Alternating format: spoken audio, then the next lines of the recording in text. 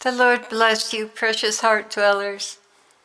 Well, I feel like I owe you a bit of an explanation so you'll understand why we've had some delays in getting messages out. First of all, the Lord has changed gears and has moved me into music. And I know you're not seeing the fruit of that yet, but just like I worked on the portrait day and night, I'm working on the music day and night as well. And we're making progress. And I'm hoping that on the way through this journey that you'll get a glimpse into the way that He encourages me and upholds me. And even though your particular discipline may not be music, at least it'll give you an idea of how He comforts us and strengthens us.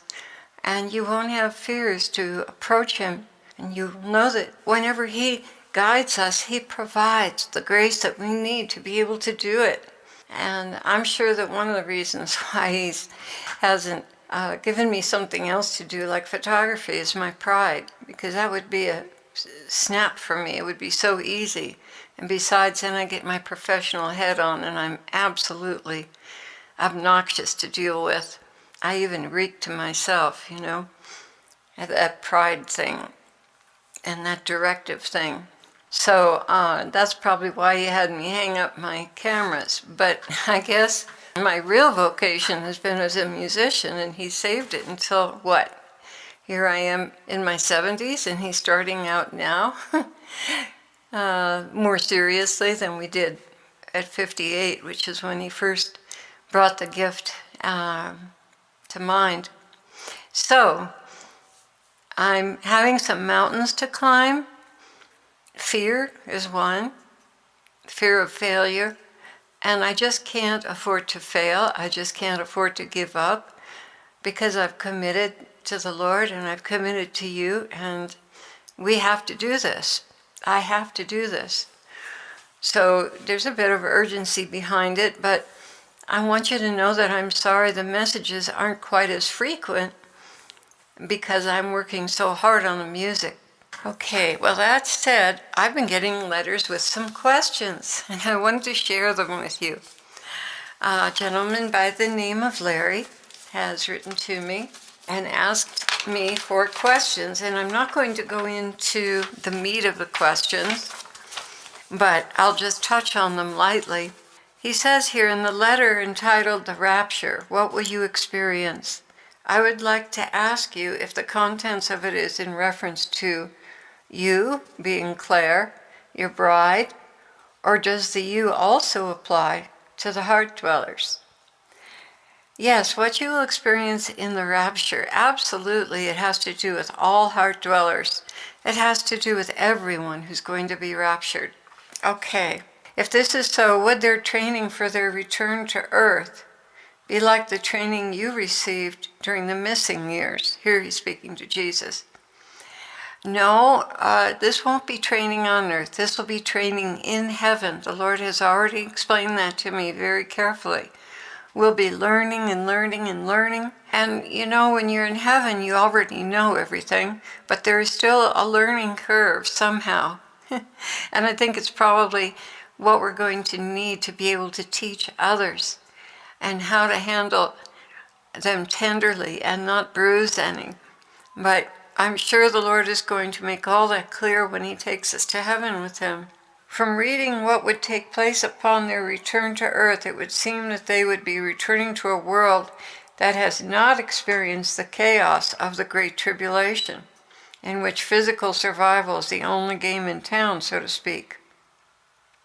For in order to bring all men to the knowledge of God, they would need to be in a state of consciousness that would enable them to receive this knowledge. I would think that this would be impossible if their consciousness is totally focused upon the survival on the physical plane alone and the chaos and the other aspects that the Great Tribulation would bring. Well, first of all, there are no atheists in the foxhole, and there are going to be a lot of foxholes, and people are going to be reaching outside of themselves for answers, and anyone that has an answer, anyone that's stable, anyone who has open arms and is caring, that's not involved with the New World Order, those people are going to reach out for Christ, and they're going to receive him, and they're going to be taught. So when they come back to earth, the world is going to be hungry for the light because of the great darkness, the great travail that the earth has been going through. People are going to be hungry for peace, and they're going to be hungry for the light. And when the Lord comes to reign, he's going to institute his government all over the world, and justice will finally be done. Fruit trees will blossom and bear fruit. Children will get the training they need. Adults will be taught the things they need. Justice will be everywhere. Justice and peace will meet and kiss when the Lord comes to reign on this earth, and people will be ready for that. Absolutely. No atheists in the foxholes. Okay, one more question here. Has the election of Donald Trump affected the end times timeline? Absolutely. It has absolutely affected it. And the Lord told us that back in June when he postponed the events that are going to lead up to the rapture. He told us if we interceded, prayed, and offered sacrifices like never before, that we would have another chance, and we'll have another 3 years. And after that, we don't know what's going to happen. So yes, the election of Donald Trump absolutely was God forestalling the worst part of the tribulation to start. He's asking, he's saying, I can't see how President Trump would allow the mark of the beast to take place under his watch. Absolutely not. He's all against all of that, all of it, as well as the prophecy about Miami being nuked by Russia, of whom the Spirit of God has conveyed that he will use Russia and the United States to take on ISIS as a way to mend the ties between Russia and the United States. That's through Mark Taylor. Well, I'm not familiar with Mr. Taylor, but I certainly agree with that. In fact, I already see that Putin and Trump are in cahoots, so to speak, in a good way. They both want peace, and they both don't want the New World Order. At least that's what's being projected on the surface, and their actions are very much consistent with that. So they have a mutual desire for peace.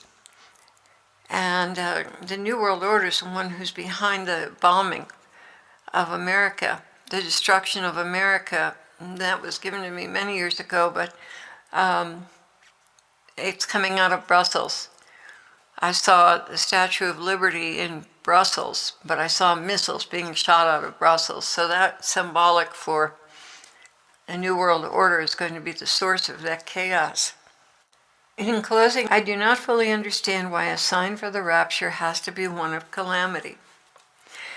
Well, because of Matthew 25, because of what is written in Matthew 24 and Matthew 25 about the end times, and how the rapture will happen after a time of unprecedented suffering. And I believe that will be nuclear world war.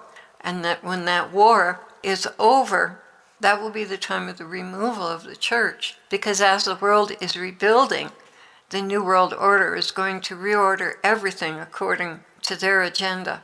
So I'm saying that this needs to happen first because it's written in Matthew 24.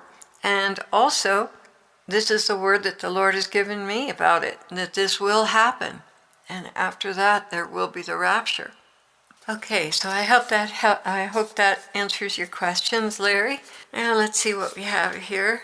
Dear Claire, I struggled with the word that in heaven there is an outer part that souls that were saved yet had no fruit were cast out to. Where in the Bible is this? And can souls eventually abide with the rest of God's people in heaven?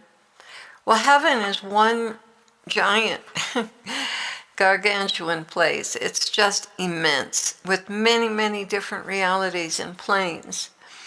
And God the Father being the very center and the very light of all of them.